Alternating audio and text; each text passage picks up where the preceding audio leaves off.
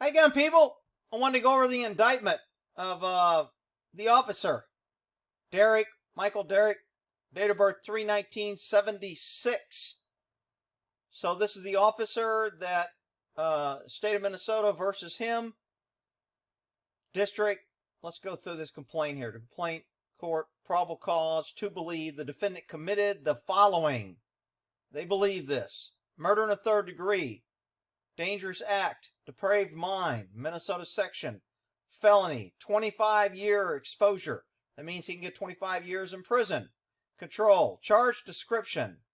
That on or about May 25th, 2020 in Hepburn County, Minnesota, Derrick Michael Chauvin caused the death of George Floyd by perpetrating an act eminently dangerous to others and evincing a depraved mind without regard for human life. That sounds like a nice charge. Charge number 2, manslaughter, second degree, culpable negligence, creating unreasonable risks. That sounds pretty accurate. He's exposed to 10 years of prison here. So his total exposure, anybody got to refer to the count on Sesame Street? 10 years here, 25 years here, 35 years exposure for being a police officer out there protecting and serving you pesky citizens and merely resting his knee on a suspect's neck. 30 years. That on about blah, blah, blah, created unreasonable risk, taking a chance and causing death. Let's get down to the statement of probable cause, because that's where the meat and potatoes is. On 25, someone called 911. They don't even know who called. You can't even put the person that you're filing charges and you don't even know who called? Man. Reported that a man bought merchandise from Cup Foods in Minneapolis with a counterfeit $20 bill. Well, how did he buy the food 20 and how they know? Probably ran a little pin over it and it came back as counterfeit. At 8:08, officers Lane arrived. Their body-worn cameras activated and running. We have yet to see these full camera views. To me, that's a clue government is hiding something. The officers learned from store personnel that the man who passed the counterfeit 20 was parked in a parking lot. Now, people are saying that the only reason that George is dead is because he was committing a crime. Well, that's probably true.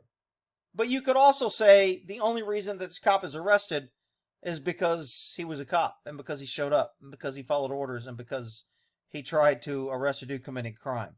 So, I mean, we don't know whether Floyd made the 20, whether he knew it was counterfeit.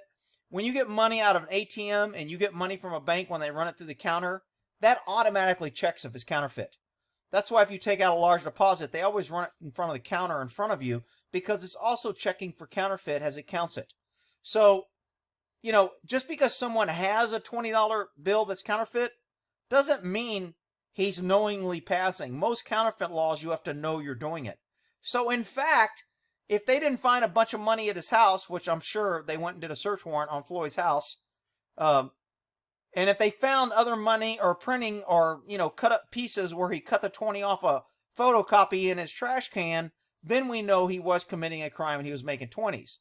But if they don't find any of that, he could have been given a 20 for a bag of dope he sold. Or, Rick, whatever. If he sold freaking Kool-Aid to somebody, I don't care. He could have been given 20 and change and not known it was counterfeit is my point. BWC video obtained. Minnesota criminal officers approached the Lane car. They're going to pretty much go over the video. 3 people sitting. Officer Lane began speaking to Mr. Floyd. He pulled his gun out and pointed it at Mr. Floyd's open window. I did not see him pull his gun. Why did he pull his gun out on a counterfeit call? See, they're not saying why Officer Lane pulled his gun. That's important to me. Because you saw him kind of wrestling, getting out of the car, and they were fighting.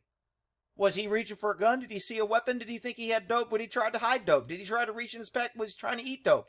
Why did he pull his gun? That's an important fact. He told Mr. Floyd to show his hands. Mr. Floyd's put his hand on the steering wheel. Lane put his gun back in a holster. Okay? While Officer K, I'll just use first initial so I don't butcher these names. Officer K was speaking with the front passenger. Officer Lane ordered Mr. Floyd out of the car, put his hands on Mr. Floyd, pulled him out of the car. Officer Lane handcuffed Mr. Floyd. Mr. Floyd was actively resisting being handcuffed. Wow. Officer Lane handcuffed Mr. Floyd. Mr. Floyd actively resisted being handcuffed. He was resisting arrest. We see people arrested every freaking day and charged with resisting arrest.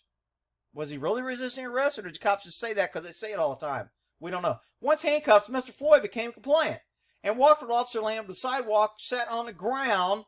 In a conversation that lasted just under 2 minutes, Officer Lane asked Mr. Floyd his name and identification.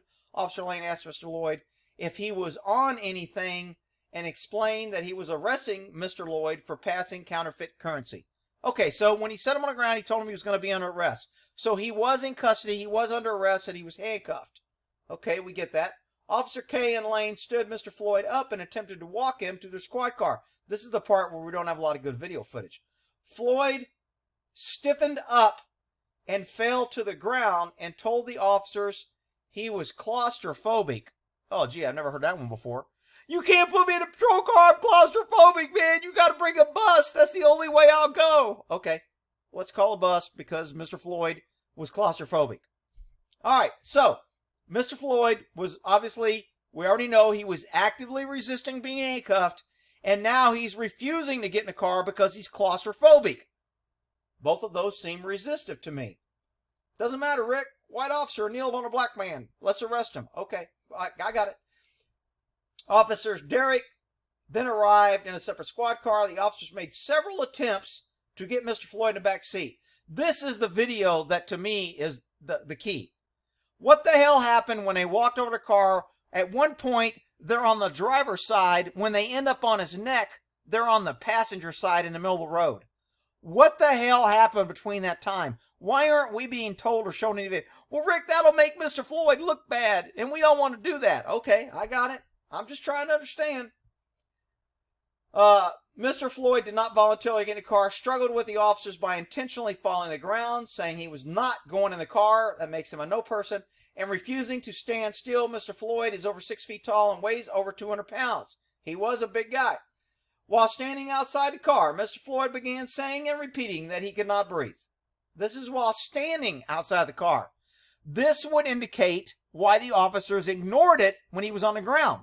But Rick, you can't ignore it with somebody. You have to help him and they just want to kill him. No, because everybody we arrest has 101 excuses on why they can't breathe and why they have an injury and why they don't want to go in a car and why they need to go to medical and why you shouldn't arrest them and how they got a baby at home they got to take care of. And there's all these excuses not to arrest them. So what happens? Cops tend to ignore that. Remember, people, it doesn't matter what you and me think. These officers are going to be judged on what other officers would do in the same situation. So, believe me, this is not a slam dunk case. But anyway, I digress. Let's get going. Rick, why are you taking up for the car? I'm not taking up for him. I'm telling you how the system works, you big crybabies. When standing outside, began saying and repeating he could not breathe. The defendant went to the passenger side and tried to get Mr. Floyd into the car from that side. And Lane and Kay assisted. The defendant pulled Mr. Floyd out of the passenger side of the squad car. He pulled him out. Boy, I'd like to see that. Why was he pulled out the passenger? So they put him in a car and then he pulled him all the way through? Man, who wrote this probable cause? If I was a freaking judge, I'd be like, dude, I got a lot of questions. See, that's the problem with this, is the judge probably asked questions and the guy explained it to it orally and now we're getting a written one. And technically, for a search warrant, anything that you discuss with a judge must be in the paper. But for probable cause for arrest, man, that's not, nobody really questions that much. The defendant pulled Mr. Floyd out the passenger side of the car. Why, I don't know. Mr. Floyd went to the ground, face down, and still handcuffed. All right, now we know how he got to that side. Somebody pulled him through. Kay held Mr. Floyd's back. Lane held his legs. The defendant placed his left knee in the area of Mr. Floyd's, in the area. Because the cop's saying it wasn't on his neck. It was just in the area. It was on his shoulder. It was on his clavicle. It was on his trapezoid muscle. Whatever. He's going to have it everywhere but the neck. It was in the area of Mr. Floyd's head and neck. Okay, let's leave some wiggle room for the defense attorney. Mr. Floyd said, I can't breathe. He was saying that before. Why should the cops believe him? Well, Rick, you have to believe him. Okay. If he said he was pregnant, we'd have to believe that too? Let's see. I can't breathe multiple times. Repeated said, mama and please. The defendant and the other two officers stayed in their position. The officer says you are talking fine to Mr. Floyd as he continued to move back and forth. He was. He was talking fine and he was moving back and forth. I saw that on the video. Lane just got some protection here. Should we roll him to his side? Good question, Lane. Officer Lane made brownie points. Officer Lane will not be charged. If he is charged, he will become a witness for the state. Mr. Lane just made big brownie points in the prosecution case. The defendant, which would be the guy charged, the guy with his knee on deck, said, no, stay put where we got him. Ooh, this means the officer with the knee on his neck told the other officers what to do when they listened. Even though they shouldn't have listened if it was wrong, they did listen. Officer Lane said, I'm worried about excited delirium or whatever. Ooh, Officer Lane just made more points. Man, Lane's becoming a hero already. I've only got one paragraph of Lane and he's a hero. Officer Lane said, I'm worried about excited delirium or whatever. The defendant said, this is the guy with the knee, that's why we have him on his stomach. None of the three officers moved their positions. Ooh, man.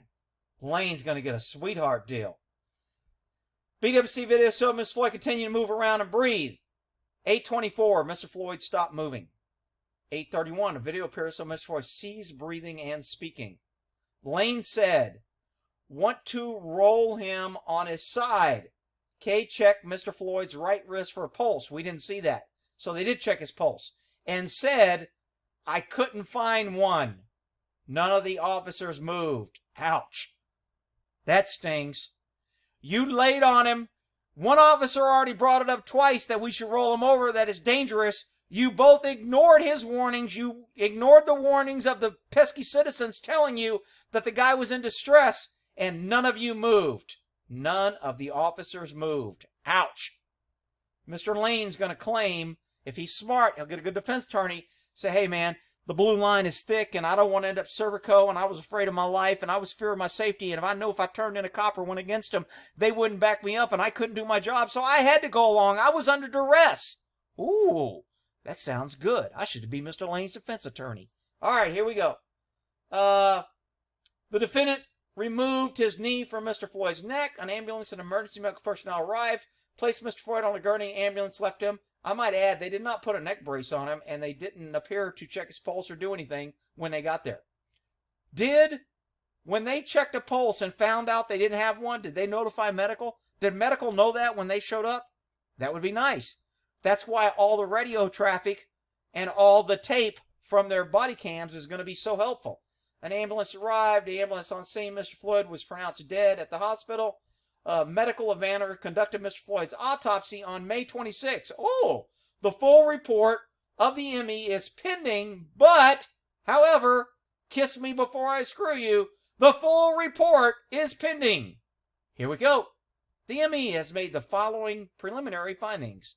The autopsy revealed no physical findings that support a diagnosis of traumatic asphyxia or strangulation. Ooh, that hurts. Preliminary findings. The autopsy revealed no physical findings that support a diagnosis of traumatic asphyxia or strangulation. Ooh, MEH. The ME just became the star witness for the defense. Whoa! Let's see if he changes his story after the city burns a little bit. Mr. Floyd had underlying health conditions. Oh, shit, here comes. He died of COVID-19, including coronary artery disease. Ooh, could have died anyway. Shouldn't have been fighting. Hypertension, heart disease. Could have died. Shouldn't have been fighting. The combined effects of Mr. Floyd being restrained by the police, his underlying health conditions, and any potential intoxicants. What do you mean potential?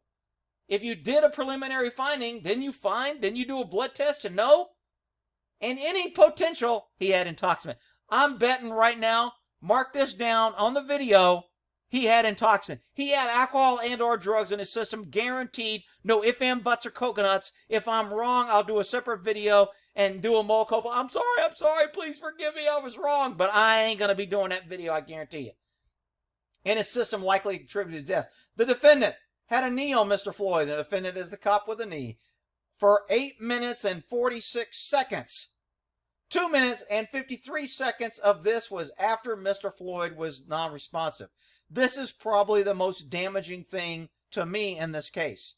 Once a guy stops breathing and you do nothing to see if he's okay, and you have somebody check his pulse, and he says that he doesn't have a pulse, and you continue to keep your knee on his back, and Mr. Floyd is non-responsive, not fighting, not resisting, and not moving, how can you justify keeping your knee on there? Well, let me try and just make something up. Here's my little make up what the cop might say. It was a highly stressful, tense, evolving situation. The crowd was coming there. We had a fight with this guy, and it took 3 officers to hold him down. And even though he didn't have a pulse, I was unsure on whether I should get up and deal with the crowd and protect the other officer, or whether I should not in jeopardy the other officers by letting Mr. Floyd get up in case he was playing possum. I didn't check his pulse, so I didn't really know if he didn't have a pulse. And I didn't know when the officer checked his pulse if he really was able to find a pulse or he just missed it, because he could have had a pulse. When I had my knee on his neck, I could feel his breath moving, and I thought he was alive. I would never keep my knee there if I thought he was dead. I thought he was still a threat. I was still in fear of him getting up. That's why I did what I did. Rick, you can't say that. You're just making... That's exactly what I'm doing. I'm just making it up. All right. Defendant is in custody. Signature of approvals. Let's see. Complainant, blah, blah, blah, arrested. Complainant, Michael M. Special Agent. Ooh, he's a special agent. He's not even an agent. He's special agent. Man, he's almost like the FBI. Ooh, special agent. And prosecuting attorney, Amy. Oh, we got a woman prosecuting. Could have some white man do it. That would be like... All right, here's a report. That's my take on it. This is like the only factual thing that's been released. We still haven't got full audio on the radio transmissions. We still haven't got, somebody said they released the 911, which really didn't say much. And we still haven't got the body cam. To me, the body cam is crucial in this.